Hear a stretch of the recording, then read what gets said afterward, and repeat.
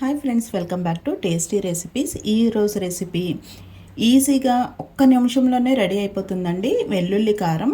మనకి ఇంట్లో కూరగాయలు ఏమీ లేవు, ఏం కూర వండాలా అన్నప్పుడు ఈ వెల్లుల్లి కారం చాలా బాగుంటుంది. మనకి వెల్లుల్లి, జీలకర్ర, ఉప్పు, కారం ఉంటే సరిపోతుంది. ఎక్కువ ఇంగ్రీడియంట్స్ అవసరం లేదు. ఇంకా ఎక్కువ ప్రాసెస్ కూడా ఉండదండి. చాలా సింపుల్గా అయిపోతుంది. ఈరోజు ఈ వెల్లుల్లి కారం తయారీ విధానం చూద్దాము. ఎల్లుల్లిపాయ కారం తయారు చేయడానికి ముందుగా వెల్లుల్లి రెమ్మలు పొట్టు ఒలిచేసుకుని 10 నుంచి 15 వరకు వెల్లుల్లి రెమ్మలు తీసుకోవాలి. ఇలా మిక్సీ జార్లో వేసుకోవచ్చండి, లేదంటే రోలు ఉంటే రోట్లో అయితే ఇంకా బాగుంటుంది. 1/2 టీ స్పూన్ జీలకర్ర, 2 టీ స్పూన్లు కారం,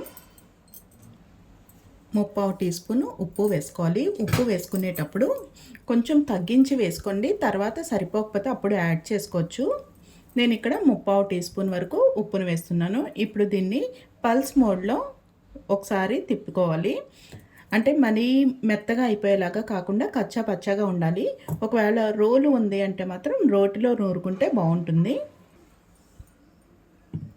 మనం రోటిలో నూరుకుంటే ఇంకా కచ్చా పచ్చగా వచ్చి చాలా బాగుంటుంది. మనకి ఇలా వేసుకోవడం వల్ల ఇలా కొంచెం ముద్దలాగా అవుతుంది కదా.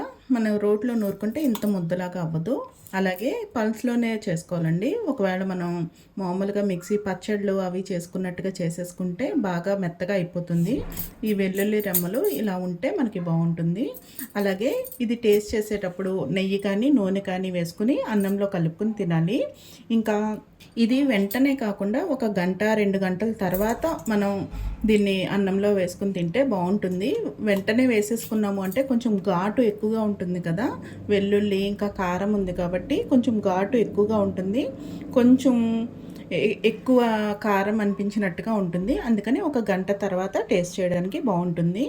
వెల్లుల్లి కారం తయారీ విధానం చూసారు కదండి. మరొక ఇంట్రెస్టింగ్ అండ్ టేస్టీ రెసిపీతో మళ్ళీ కలుద్దాము. Thank you for watching food re channel.